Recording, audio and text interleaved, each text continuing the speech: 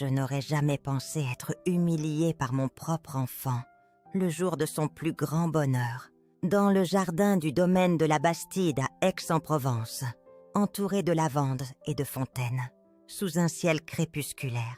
Les invités arrivaient, et puis elle l'a dit. « En fait, maman, il vaut mieux que tu restes, tu sais, à l'écart aujourd'hui. » Camille, 38 ans, se tenait à l'entrée dans sa robe de dentelle ivoire. Son visage parfaitement composé, mais ses yeux acérés. Je n'avais même pas franchi l'Arche Fleurie. « Je suis désolée, » disait-elle, voix mielleuse, assez forte pour que les invités proches entendent. « Vous n'êtes pas invité. Veuillez partir un instant. » Je restais figée. Ma poitrine se serrait, tandis que des dizaines de têtes se tournaient lentement vers moi. Les invités, des gens que j'avais aidés à financer pour être ici, chuchotaient un derrière des mains manucurées, échangeaient des regards écarquillés. Certains souriaient maladroitement, feignant de ne pas entendre. Quelques-uns semblaient amusés. Julien, 40 ans, mon fils, se tenait à quelques pas derrière elle. Il ne parlait pas, ne croisait même pas mon regard.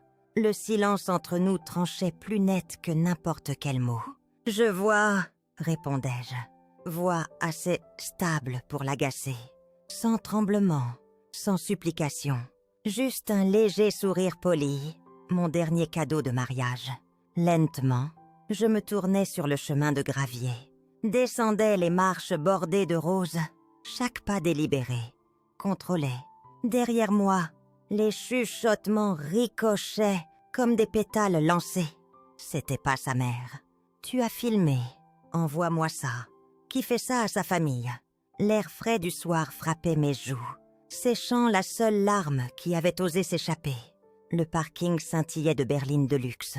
Un autre poste sur le registre des choses que j'avais garanti pour le bonheur de Julien. J'atteignais ma modeste citadine, posais mes paumes sur sa peinture fanée, laissais le silence répondre à la question que personne à l'intérieur n'osait poser. Pourquoi un fils effacerait-il la femme qui a financé son chemin? Parce qu'il le pouvait. Parce que la confiance est une arme facile. Quand quelqu'un vous aime plus que vous ne le méritez. Je glissais sur le siège conducteur, main étrangement immobile sur le volant. Pas de souffle tremblant, pas d'appel frénétique, juste une prise de conscience croissante que les règles avaient changé. Et j'étais la dernière à le remarquer. S'il pouvait m'effacer d'une liste d'invités, il pouvait m'effacer de tout. Ma dignité, mes économies, même l'histoire de comment Julien en était arrivé là. Le moteur toussait en s'éveillant. Les phares traçaient un chemin à travers les haies manucurées, tandis que la musique lointaine s'amplifiait derrière des murs de verre qui n'étaient jamais destinés à m'inclure. En m'engageant sur la route principale, mon reflet scintillait dans le rétroviseur, composait, yeux secs, bouche fermée. Ils s'attendaient à ce que je m'effondre. Je ne leur ferais pas ce plaisir. À la place, je murmurais dans la voiture vide. Qu'est-ce que l'amour sans respect? Les mots semblaient plus lourds que n'importe quel bouquet. Ils s'installaient sur moi, comme une armure. Quand les lumières du domaine disparaissaient dans mon rétroviseur, la résolution avait déjà pris racine. Demain appartiendrait. Avocate, au contrat portant ma signature intacte, au chiffre froid qui ne fléchissait pas face à la trahison. Ces soirs, pourtant, je m'autorisais une dernière confession calme. La confiance est un cadeau, et j'en avais fini de le donner à des voleurs. De retour dans ma maison modeste à Saint-Rémy-de-Provence, le silence m'accueillait comme un vieil ami. Je posais ma pochette sur la petite table en chêne près de la porte, celle où Julien cognait ses petites voitures jouets. Quand il était petit, drôle comme ces petites choses reviennent à des moments comme celui-ci. Je retirais mes chaussures soigneusement, pas par habitude, mais parce que mes jambes tremblaient encore sous le poids de ce qui venait de se passer. Je m'asseyais dans mon fauteuil préféré, usé au bord, mais solide, laissais le vide s'installer, La maison sentait légèrement la lavande des sachets que je glissais toujours dans les tiroirs à linge. C'était sûr ici, honnête. Contrairement à ce dont je venais de m'éloigner, comment en était-on arrivé là? Comment était-ce devenu si grave? La vérité est que j'avais rendu la vie de Julien possible. J'étais celle qui avait économisé pour l'envoyer à l'université. Celle qui avait cosigné son premier prêt hypothécaire. Quand Camille voulait son mariage de rêve, j'avais signé chèque après chèque. Jamais un prêt. Toujours un cadeau. Parce que c'est ce que font les mères. Du moins, c'est ce que je pensais. Mais quelque part en chemin, je devenais une étrangère dans la vie. Même que je les avais aidées à construire. Camille l'avait rendu parfaitement clair dès le début. Elle me souriait, quand elle devait. Mais il y avait toujours quelque chose de froid derrière sa politesse. Une désapprobation discrète, comme si j'étais une relique démodée qu'elle tolérait. Parce que Julien insistait. Et Julien, toujours désireux de maintenir la paix. Son silence devenait sa loyauté envers elle. Je n'avais jamais riposté. Pas une fois, je restais silencieuse, gracieuse, accommodante. Je pensais, si je continuais, il verrait finalement ma valeur. Pas comme un portefeuille, mais comme une famille. Mais aujourd'hui prouvait ce que j'avais trop peur d'admettre. Ils ne m'aimaient pas. Pas vraiment. Ils aimaient ce que je pouvais donner. Et dès qu'ils n'avaient plus besoin de moi pour financer le spectacle, ils fermaient la porte. Le lendemain matin, Claire Martine venait. Comme toujours après les grands événements familiaux. Elle savait, avant même que j'ouvre la porte du café La Treille à Avignon. Les nouvelles voyageaient vite dans cette ville. Elle se tenait là, tenant une boîte de calissons. Pourtant, ce petit sourire inquiet qui était le sien. « J'ai apporté des calissons », disait-elle doucement. Entrant. « Ton préféré ?» Je parvenais un petit hochement, l'invitant vers une table près de la fenêtre, donnant sur la place du marché. La bouilloire était déjà chaude. Claire ne demandait pas tout de suite. Elle ne le faisait jamais. Elle attendait, assise silencieusement, tandis que je versais le thé. Mes mains stables, malgré la tempête tourbillonnant encore en moi. C'était public, n'est-ce pas? Demandait-elle enfin, voix basse. Je ne pouvais tenir son regard. C'était délibéré. Elle soupirait, secouant la tête. Camille. Ce seul nom portait tant de poids entre nous. Je sirotais mon thé, posant soigneusement la tasse sur sa soucoupe, avant de parler à nouveau. « Tu sais, je n'ai jamais été réellement désinvitée, disais-je doucement, parce que je n'ai jamais été incluse en premier lieu. Les mots restaient suspendus, et pour la première fois, ils sonnaient encore plus froids à voix haute que dans mon esprit. Claire tendait la main sur la table, posant sa main chaude sur la mienne. « Tu l'as élevé mieux que ça. » Je ne répondais pas. Je n'étais plus sûre que ce soit vrai. Car quel genre d'homme regarde sa mère humiliée et ne dit rien? Quel genre de fils laisse sa femme dicter qui appartient à sa famille? Je fixais le doux scintillement de la lumière sur la table, regardant les miettes s'accumuler lentement autour des calissons. Je pensais, si j'aidais assez, si je payais assez, je serais en sécurité.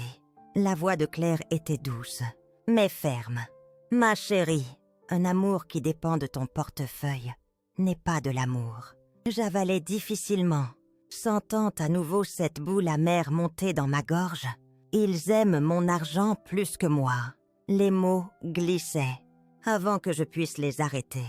Et la vérité faisait plus mal que n'importe quelle humiliation à ce mariage. Claire serait ma main plus fort. Être seule est mieux qu'être utilisée. Je clignais fort, repoussant la piqûre dans mes yeux. La vérité était que je n'étais pas entièrement seule. Pas avec des amis comme elle. Plus maintenant, mais à l'intérieur. Un sentiment différent prenait racine. Discrète, lente, mais certain. Je ne laisserai pas cela être ma fin. Ce soir-là, alors que le soleil plongeait derrière les collines, mon téléphone sonnait. Julien, son nom illuminait l'écran comme un phare. et un instant, je faillis ne pas répondre. Mais la curiosité, ou peut-être l'habitude, prenait le dessus. Je glissais mon doigt sur l'écran, pressais le téléphone contre mon oreille. « Salut, maman !» disait-il, voix tendue, forcée dans un ton de chaleur désinvolte. « Comment vas-tu ?» Je laissais le silence planer un peu plus longtemps que d'habitude. « Je vais bien, Julien !» profitant du calme. En fait, il riait nerveusement. « Ouais, eh bien, écoute, je voulais appeler pour m'excuser pour ce qui s'est passé plus tôt. Voilà, l'excuse obligatoire, sans détail, sans responsabilité. Juste assez pour dire qu'il avait appelé. Je n'interrompais pas. Je voulais voir où ça menait. Nous ne voulions pas que ça sorte comme ça, continuait-il. Ces mots trébuchants. Camille était juste stressée. Tu sais comment sont les mariages? Stressée. C'était l'excuse. Pas délibérée. Pas cruelle. Juste stressée. Pourtant, je restais calme. Bien sûr, ces choses arrivent. Une autre pause. Et puis sa vraie raison émergeait. En fait, tant que je t'ai, disait-il, baissant un peu la voix, j'espérais que tu pourrais aider à finaliser la dernière tranche du fonds de mariage. Tu sais, juste pour tout régler. Maintenant que le grand jour est passé, voilà. Il ne pensait pas que je savais, ignorait que Camille n'avait jamais vu les contrats, ignorait que j'avais payé seulement des acomptes partiels. Ignorait que le paiement final restait en attente sous mon nom. Chaque fleuriste, chaque traiteur, chaque fournisseur attendait encore mon autorisation pour libérer ces fonds. Je gardais ma voix douce, neutre. Bien sûr, Julien, je regarderai ça demain. Génial! Son soulagement était palpable. Les parents de Camille sont un peu anxieux pour s'assurer que tout est réglé. Tu sais, je faillis sourire. Pas à ces mots, mais à la manière dont la désespérance transparaissait. Je comprends parfaitement, disais-je. Ma voix glisse. Je ne voudrais gêner personne. L'appel se terminait avec lui qui me remerciant à nouveau. Trop gracieux. Comme essayant de panser la blessure publique avec un charme sirupeux. Mais dès que je posais mon téléphone, je m'adossais dans mon fauteuil, laissais la vérité s'installer pleinement. Il ne m'avait pas exclu parce qu'il n'avait plus besoin de moi.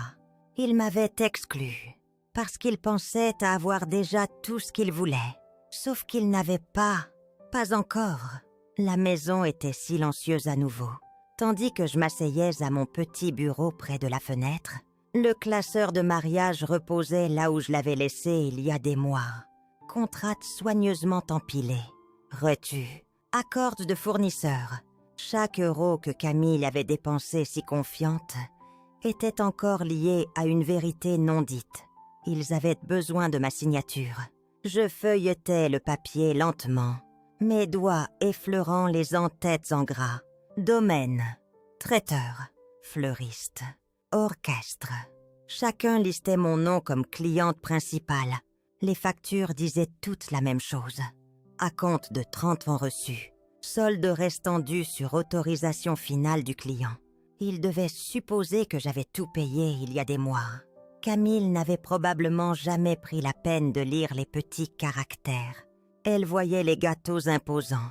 Les orchidées importées arrivaient. Croyait que tout était déjà réglé.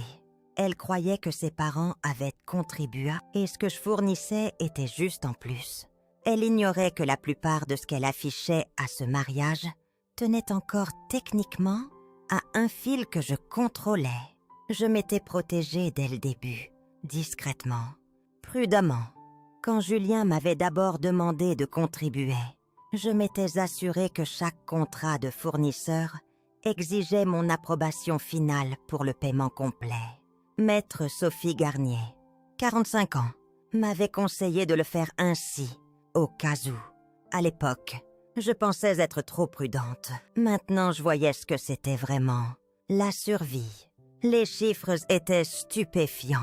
Le fleuriste seul avait encore 40 000 € en attente. Les orchidées Phalaenopsis importées de Singapour étaient déjà arrivées aux douanes de Marseille.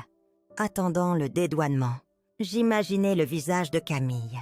Quand ces appels commenceraient à arriver, il pensait pouvoir me couper, tout en vivant de ce que j'avais construit. Il voulait l'image, le luxe, le mariage parfait.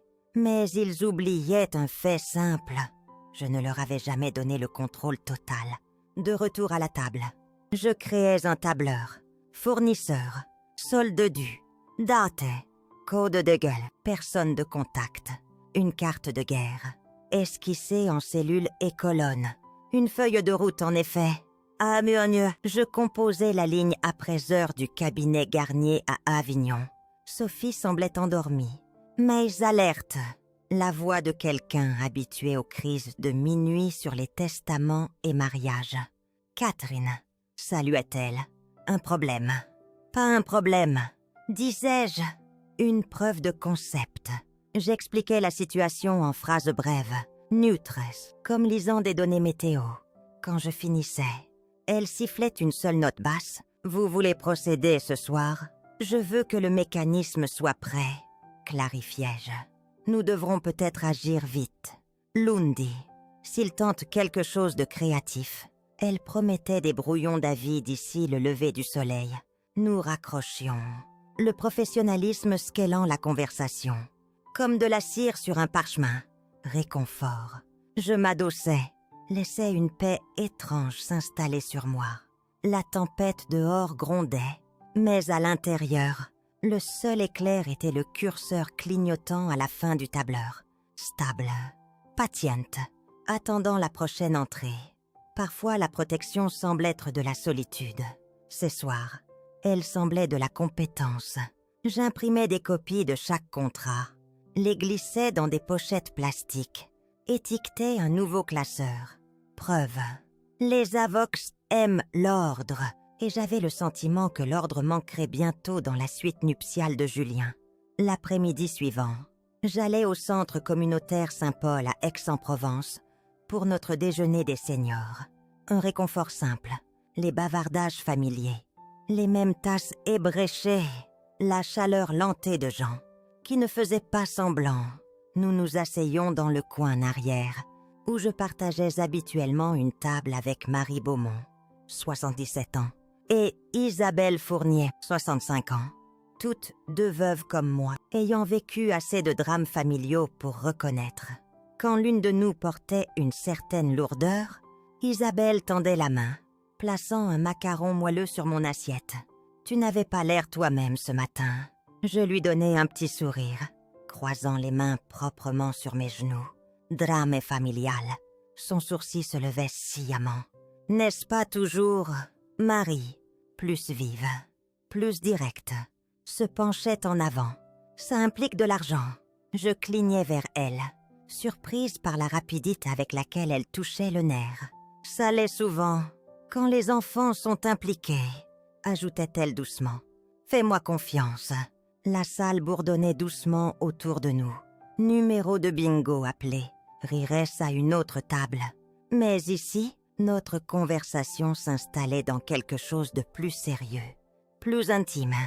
Il pense que je suis faible, parce que je reste silencieuse. Avouai-je, parce que je ne discute pas. Marie législator. Marie secouait la tête. Tête, silencieux ne veut pas dire faible. Ça veut dire malin.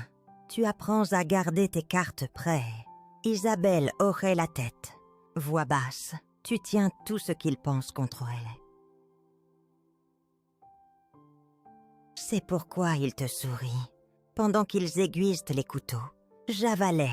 Je n'ai jamais pensé qu'ils utiliseraient ma confiance comme une arme comme ça. La voix de Marie était ferme. Ils utiliseront toujours ton amour comme une arme. Si tu les laisses, ils comptent sur ta culpabilité pour te garder obéissante. Un instant, je fixais simplement mon macaron intact, ressentant un étrange mélange de chagrin et de clarté. « Que feriez-vous » demandai-je doucement. Isabelle n'hésitait pas. « Protège ce qui est à toi, discrètement. Assure-toi qu'il ne le voit jamais venir. » Et c'est alors que ça s'enfonçait vraiment. J'avais toujours cru que l'amour signifiait pardonner, donner, sacrifier. C'était mon erreur. C'était ce sur quoi il comptait. Mais l'amour sans respect n'est pas de l'amour du tout. J'avais assez donné. Maintenant, il était temps de me protéger. Le vendredi matin, le calme dans mon appartement à Saint-Rémy-de-Provence était délibéré. Chaque centimètre de silence avait été nettoyé. Poli pour être prêt, la lampe de banquier brillait à nouveau, tandis que je m'asseyais avec maître Sophie Garnier, via un appel vidéo sécurisé.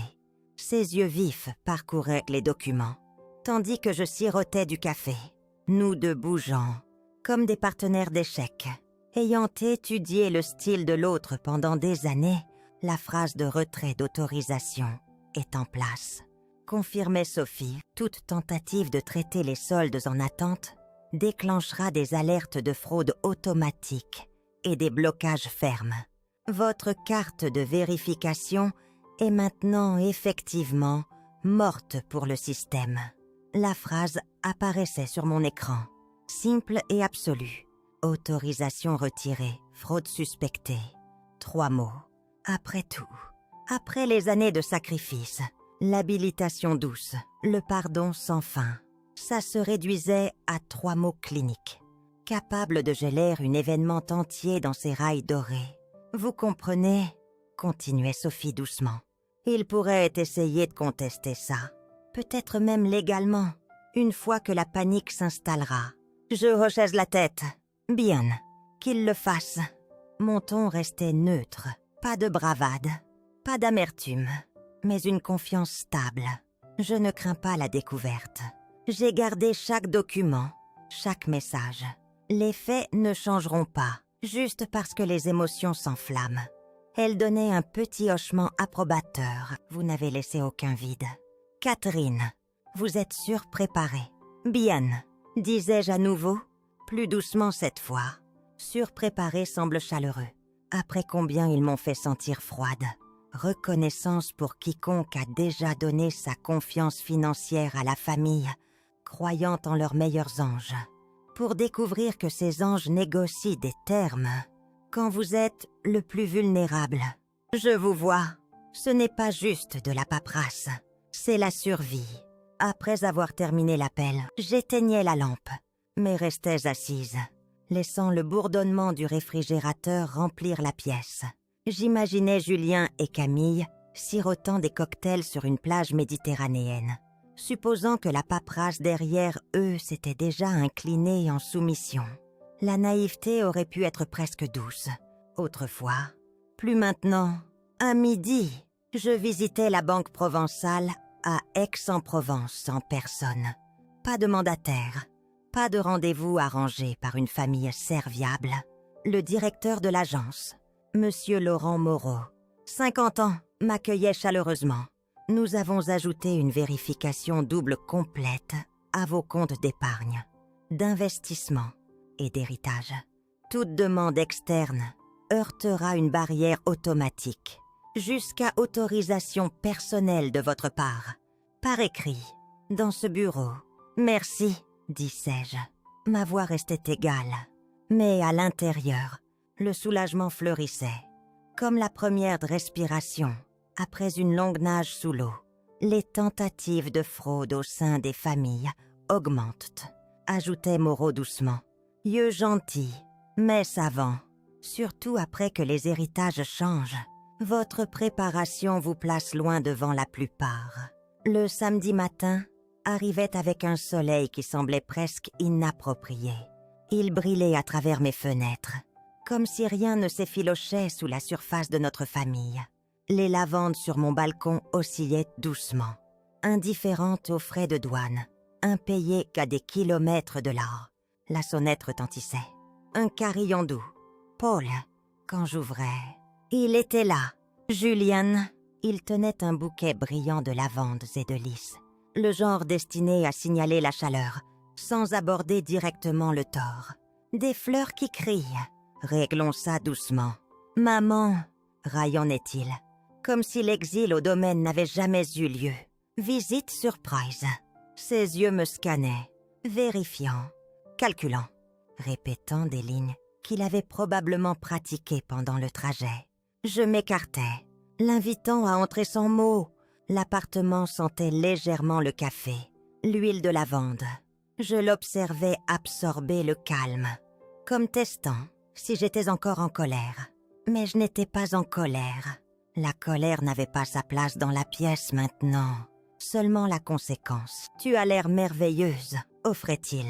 Trop vivement, détendu. « Je le suis », répondais-je, l'invitant à s'asseoir. Il s'abaissait sur le canapé, posant soigneusement le bouquet sur ma table basse, comme un traité de paix signé avec des pétales. Puis venait la conversation banale. Le temps, le complexe de lune de miel. Combien tout était encore spectaculaire. Je le laissais continuer, hochant parfois la tête, offrant des sourires doux qui ne révélaient rien. Et puis, aussi prévisible que je le savais, Julien changeait de vitesse. Sa voix tombait dans ce ton inquiet, légèrement paternel qu'il utilisait quand il prétendait me conseiller pour mon Monjian. « Maman, j'ai pensé, commençait-il, avec tout ce qui se passe récemment, tu as tant de comptes. De différents, de paperasse à jongler. Et je sais que c'est stressant d'essayer de gérer seul. Je sirotais mon thé, attendais. Il se penchait, baissant encore la voix, comme partageant un secret compatissant. Camille et moi, Arlion. Il est peut-être temps de simplifier un peu les choses pour toi. Consolider certains de tes comptes financiers. Les mettre dans une structure plus centralisée. Plus facile à superviser. Moins de risques d'erreur. Voilà. Le discours répété. Déguisé en sollicitude. Mais portant le contrôle. Comme un parfum bon marché. C'est très attentionné de ta part. Disais-je doucement, posant ma tasse de thé avec un léger tintement. Mais je suis assez à l'aise avec mes arrangements. Tout est bien géré. Son sourire se crispait. Bien sûr, bien sûr. Mais tu sais, parfois ces choses deviennent confuses. En vieillissant, il voulait dire, en devenant plus faible. Mais je restais neutre des armes. La confusion vient d'un manque de planification. Julien, disais-je, voix douce, mais lourde. Heureusement, j'ai planifié soigneusement depuis un certain temps. Ses joues rougissaient, juste légèrement, une lueur de frustration perçant à travers le charme répété. Il n'était pas habitué à cette version de moi, celle qui ne scellait pas. Tu sais que tu peux me faire confiance. Non, ajouta-t-il, presque suppliant maintenant. Nous sommes une famille. Je souriais pleinement pour la première fois. La confiance. Julien, ne s'hérite pas. Elle se gagne. Ça frappait. Je voyais sa gorge se serrer, tandis qu'il avalait, et un instant, le silence s'étendait entre nous, comme un mur de verre.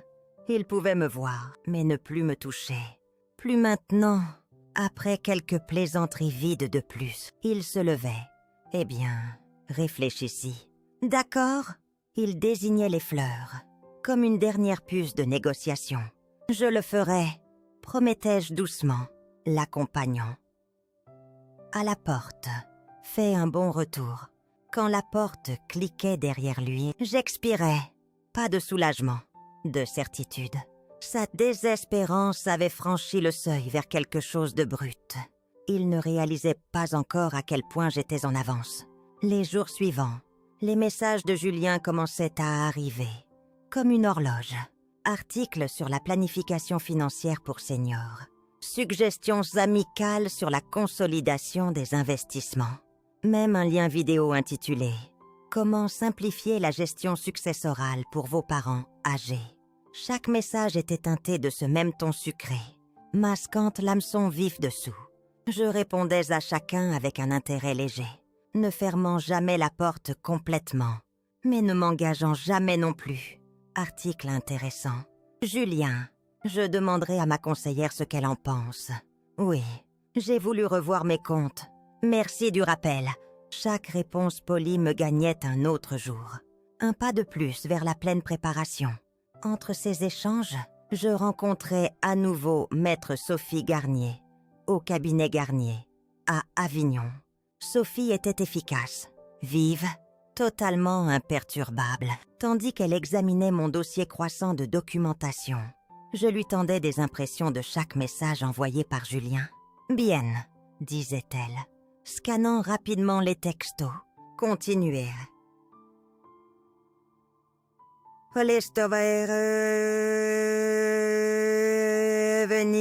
Chacun de ceux-ci soutiendra votre dossier. S'ils essaient de réclamer une tutelle plus tard. Ces mots atterrissaient, comme une armure discrète se fixant autour de moi. Je hochais sur la tête. Ils ne réalisent même pas qu'ils construisent ma défense pour moi. Sophie levait les yeux, un léger sourire sur les lèvres. Exactement. J'avais passé ma vie à être accommodante, généreuse, croyant que, si je continuais à donner, je serais aimée pour qui j'étais, pas pour ce que je pouvais offrir.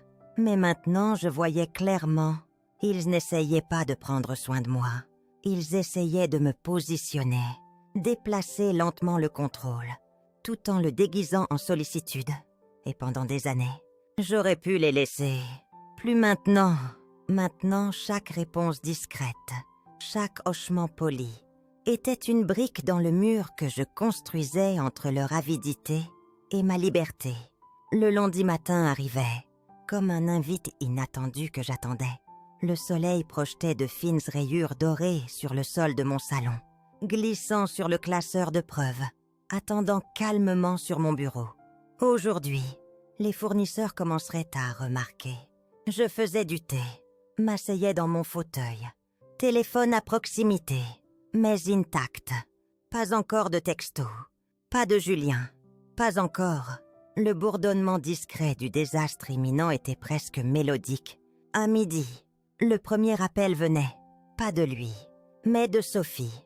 Catherine, saluait-elle, voix stable. Nous avons été contactés par le département comptable du domaine. Ils ont soumis des demandes formelles, demandant la confirmation pour la libération des fonds. Je demandais, bien que je connaissais déjà la réponse. Nous avons déclenché le verrou de fraude. Comme prévu, ils ont été informés que le paiement les gelait. En attente d'enquête sur les irrégularités. « Bien », répondais-je, voix stable. « Documentais tout. » Je l'ai déjà fait, disait-elle. La piste papier est solide. Vous ne leur avez laissé aucun fil à tirer. Réconfort. Ces mots semblaient un bouclier se resserrant autour de moi. Pendant si longtemps, je me demandais si j'étais simplement trop prudente, trop froide, trop méticuleuse. Maintenant, cette préparation soigneuse tenait ferme, là où l'émotion aurait pu s'effondrer. À 15, le fleuriste appelait ma ligne personnelle. Pas celle de Julien. Elle semblait polie, mais clairement secouée. Madame Dubois, je m'excuse de vous contacter directement. Nous avons rencontré un problème pour traiter le paiement final des douanes pour les importations florales. Les orchidées sont arrivées à Marseille, mais les frais de dédouanement restent en attente. On nous a dit que vous supervisiez le compte. Pouvez-vous donner une mise à jour? Son ton dansait délicatement entre panique et professionnalisme. Je le reconnaissais. Les fournisseurs, à qui on avait promis un paiement complet, cherchaient maintenant toute réassurance possible. Je gardais ma voix chaude, mais contrôlée. Merci pour votre diligence. Je suis au courant de la situation. Pour l'instant, il y a un blocage sur tous les décaissements. Je notifierai les parties appropriées une fois les préoccupations internes résolues. Elle hésitait, respectueusement. « Madame Dubois, si nous ne pouvons pas dédouaner bientôt, nous risquons que l'envoi soit saisi ou détruit. » Je laissai la pause s'étirer, avant de répondre doucement. « Je comprends. Malheureusement, c'est hors de mon contrôle pour l'instant. » Elle me remerciait, encore optimiste que je pourrais m'adoucir. Mais je savais que cet espoir ne durerait pas longtemps. À 17h, le nom de Julien clignotait à nouveau sur mon téléphone. Cette fois, je répondais. « Maman », éclatait-il immédiatement. Pourquoi ne m'as-tu pas dit qu'il y avait un problème ? Le fleuriste vient d'appeler le père de Camille en panique. Ils disent que les paiements sont gelés. Qu'est-ce qui se passe ? Sa voix portait ce mélange brut de peur et d'autorité forcée. Il voulait le contrôle, mais le glissement était audible. J'expirais doucement. Ce qui se passe. Julien, c'est exactement ce que tu as orchestré. L'exclusion. Tu as fait des arrangements financiers, supposant que je financerais et validerais tout silencieusement, sans question. Tu as choisi de me couper. Ce n'est pas vrai. Je le coupais. Toujours calme. C'est entièrement vrai. Tu n'as pas oublié de m'inclure. Julien, tu as choisi de ne pas le faire. Et les choix ont des conséquences. Tu nous embarrasses. Sa voix craquait. Les parents de Camille sont furieux. Ses fournisseurs les appellent. M'appellent. Ça devient incontrôlable. Non, Julien, disais-je, mon ton se durcissant. Comme du béton coulé. C'est toi qui as laissé ça devenir incontrôlable. Tu as supposé que l'amour équivalait à une obligation pour toujours. Mais l'amour sans respect n'est pas un contrat que j'honorerais. Son souffle s'arrêtait. Maman, tu ruines tout. Non, Julien, ma voix était douce maintenant, mortellement douce. Je retire simplement ce qui n'a jamais été apprécié. Ce n'est pas de la ruine, c'est une correction. Il n'y avait plus rien à dire pour lui. Le silence de son côté était plus lourd que n'importe quel mot. Plus je regardais Julien, plus le brouillard se levait. Pendant tant d'années, je m'accrochais à l'image du garçon que j'avais élevé. L'enfant doux qui s'accrochait à ma main chez le médecin, qui pleurait quand son chiot disparaissait, qui jurait qu'il prendrait toujours soin de moi, quand il grandirait. Mais ce garçon était parti. Ce qui se tenait à sa place était quelqu'un de plus froid, plus vif, plus calculateur. Et plus je le voyais, plus je réalisais que ce n'était pas tout Camille. Camille lui avait simplement donné la permission de devenir ce qu'il était déjà prêt à être. Il ne voulait pas juste mon argent. Il voulait mon contrôle, mon indépendance, mon utilité. Sans mon utilité, j'étais stable. Je restais seule cette nuit, sirotant de mon thé. La lumière de la fenêtre de la cuisine projetant de longues ombres dans la pièce. Et pour la première fois, je me permettais de dire la vérité à voix haute, même si seulement au silence. Tu ne m'aimes pas, murmurai-je. Tu aimes ce que je peux fournir. Les mots ne me brisaient pas, ils me libéraient. Car une fois que vous cessez de croire au mensonge que l'amour est inconditionnel, peu importe comment on vous traite, vous voyez enfin les gens autour de vous pour ce qu'ils sont vraiment. Camille n'était pas le problème. Julien n'était pas une victime. Il avait fait son choix. Et maintenant je faisais le mien. Une semaine plus tard, je rencontrais Sophie au cabinet Garnier à Avignon une dernière fois, avant que nous initions le transfert complet. Les documents légaux reposaient soigneusement empilés sur la table en chêne poli. Couchés de protection, méticuleusement élaborés. Couchés que Julien ne démêlerait jamais. Je glissais mes lunettes de lecture sur mon nez, tandis que Sophie expliquait chaque clause. Votre fondation caritative est pleinement active, disait-elle. Elle détient maintenant la majorité de vos actifs liquides et propriétés immobilières. Vous restez seule présidente.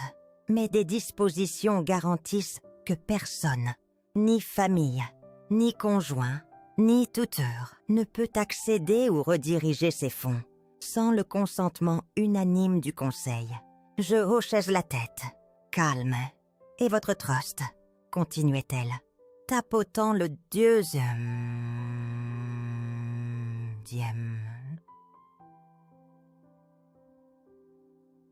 Est-ce blindé, irrévocable. Les trustés successeurs sont entièrement indépendants. Et avec la supervision légale que nous avons intégrée, personne ne peut vous pousser ou manipuler pour des amendements plus tard. Elle marquait une pause. Même s'ils essaient de prétendre à une détresse émotionnelle ou une incompétence mentale plus tard, cette structure tiendra. J'expirais doucement, Pendant des années, j'avais été celle qui donnait tout avec une foi aveugle, croyant que l'amour me protégerait. Maintenant, je comprenais ce qui vous protège. La paperasse, les murs légaux, les structures discrètes, incassables construites derrière des sourires et des hochements polis. Sophie se penchait légèrement en avant. Quand le moment viendra, s'ils poussent, nous avons assez de documentation sur leur comportement pour rendre toute contestation légale extrêmement coûteuse. Je pensais aux textos de Julien, ces manipulations subtiles, tous soigneusement imprimés, signés, datés, archivés. Ils ne voudront même pas essayer, disais-je doucement. Sophie souriait. Exactement. Quand les signatures finales étaient complètes, elle me tendait mes copies, soigneusement reliées. Tout tenait dans une mallette fine. Pourtant, ça portait le poids de ma liberté. Dehors, dans son bureau, le monde continuait comme d'habitude. Les voitures passaient, les gens se pressaient sur les trottoirs. Personne ne savait que dans ce bâtiment, tout avait changé. Je n'avais plus peur, je ne retenais plus mon souffle, attendant d'être aimée correctement. J'étais intouchable maintenant. Le jeudi, l'effondrement s'accélérait, et je n'avais pas à lever un seul doigt pour que ça arrive. Le fleuriste laissait 3 messages vocaux à Camille ce matin-là, selon les notes transmises par Sophie.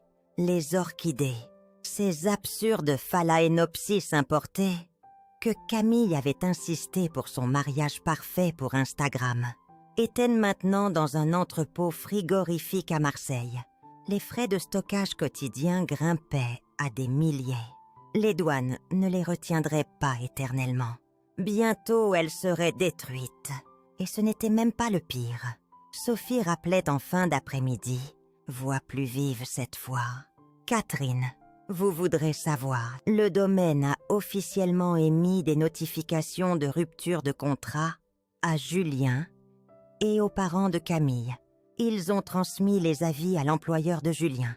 Je me figeais, son employeur. Oui, sa nouvelle position a été partiellement négociée via une connexion à la firme du père de Camille. Souvenez-vous, le domaine veut presser chaque levier disponible avant d'escalader en litige. Voilà la pourriture plus profonde sous la façade scintillante qu'ils avaient construite. Toute leur ascension sociale sur des faveurs empruntées, sur l'apparence de stabilité financée par moi. Et maintenant, cette apparence commençait à se fracturer de manière qu'aucune excuse ne pouvait penser. L'onde de choc allait plus loin que des fleurs ou des factures de traiteurs impayées.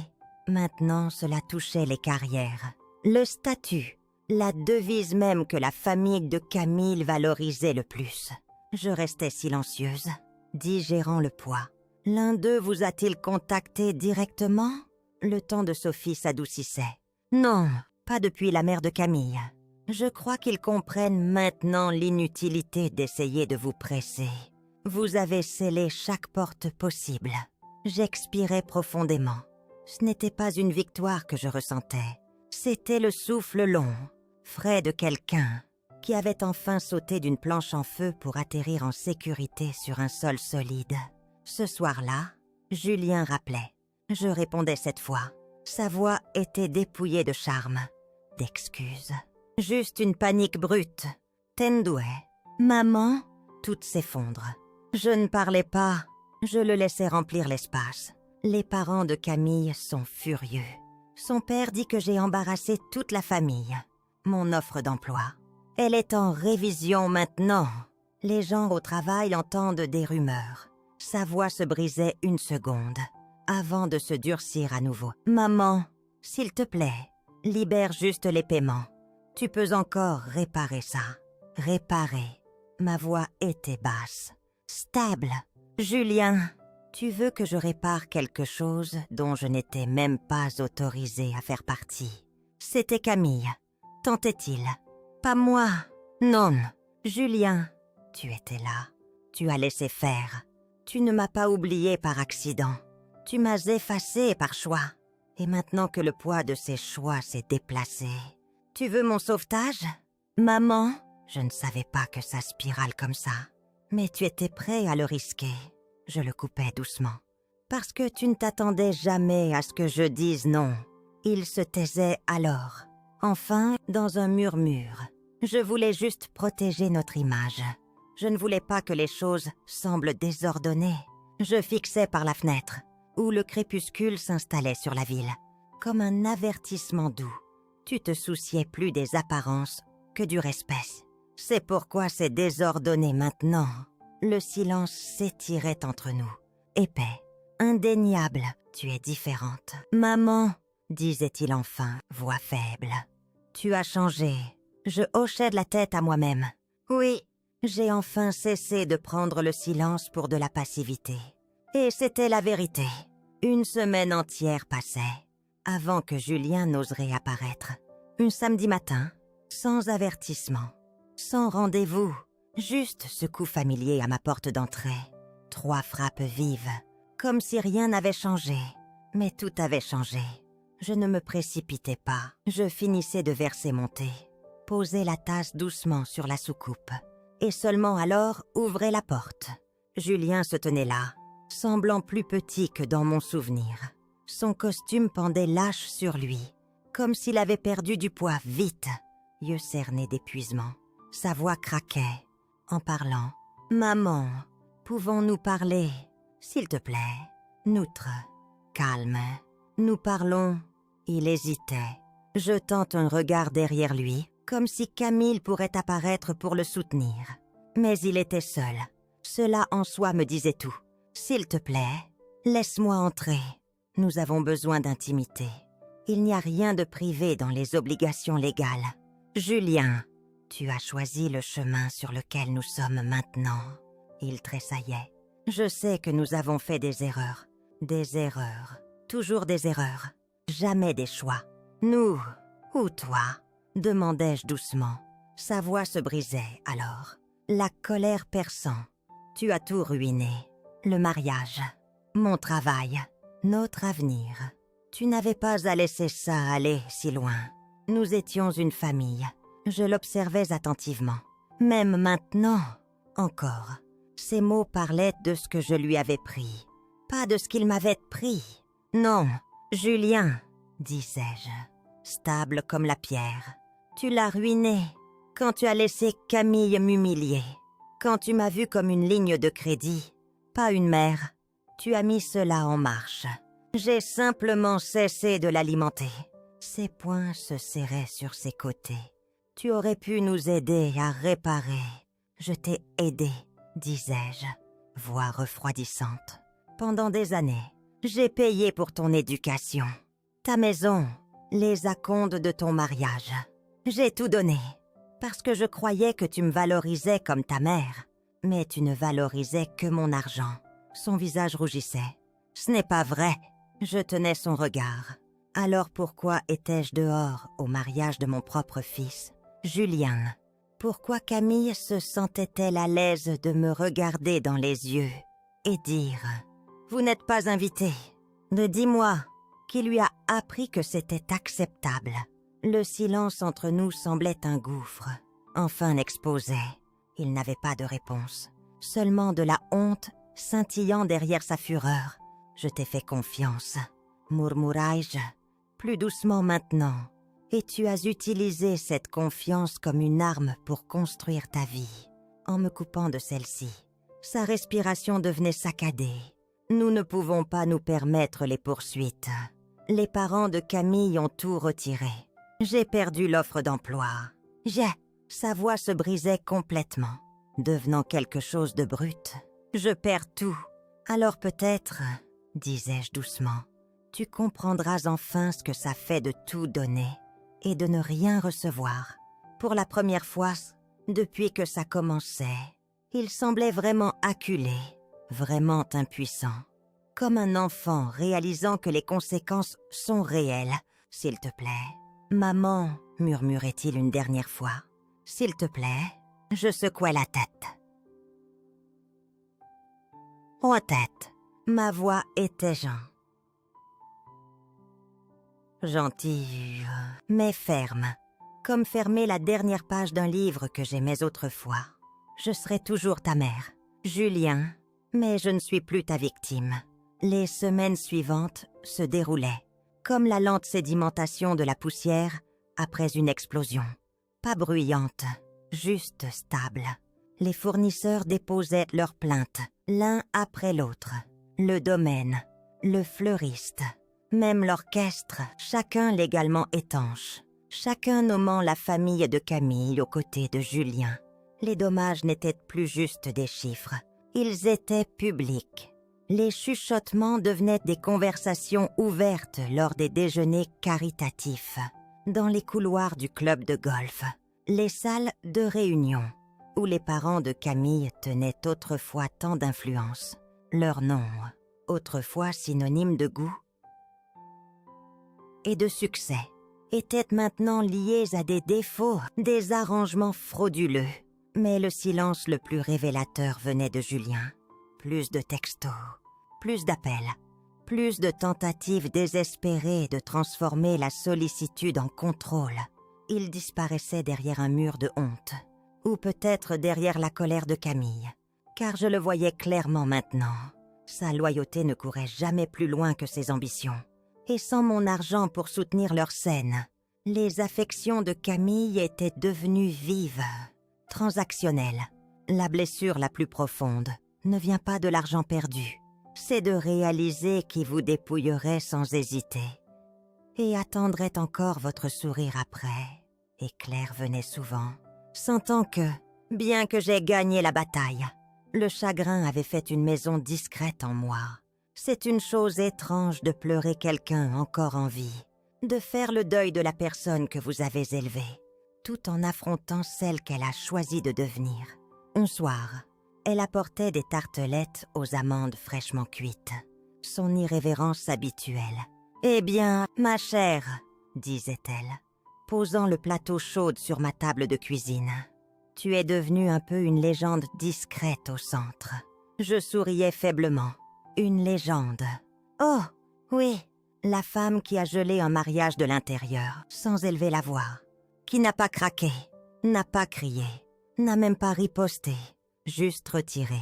Je la regardais, reconnaissante. Je ne me sentais pas forte. Claire, je me sentais juste nécessaire. C'est la force. Elle tendait la main, posant la sienne sur la mienne. Tu leur as tous appris quelque chose que tout leur argent ne pourra jamais. L'amour sans respect est un vol. Et tu as cessé d'être volé. La succession restait entièrement verrouillée sous mon contrôle. La fondation que Sophie m'aidait à établir tenait mes actifs en sécurité, garantissant que personne ne pourrait revenir en arrière. Et essayer à nouveau, les parents éloignés, discrètes, qui autrefois flairait après avoir entendu parler de ma générosité passée, ne téléphonait plus. La famille de Camille se retirait de chaque plateforme sociale qu'ils affichaient autrefois. Il n'y avait plus rien à réparer. Mon chapitre avec eux était terminé.